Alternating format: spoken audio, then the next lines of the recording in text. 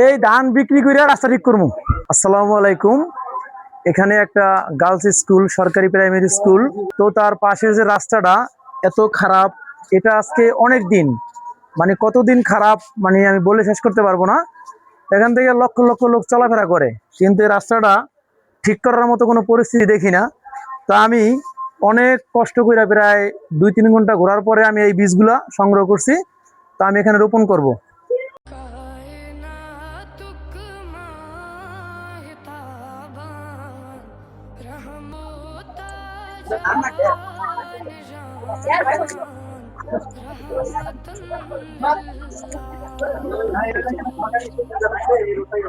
সবাই আমার ধান খেতের জন্য দোয়া করবেন।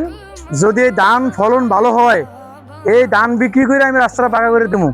আমি আপনাদের কথা দিলাম।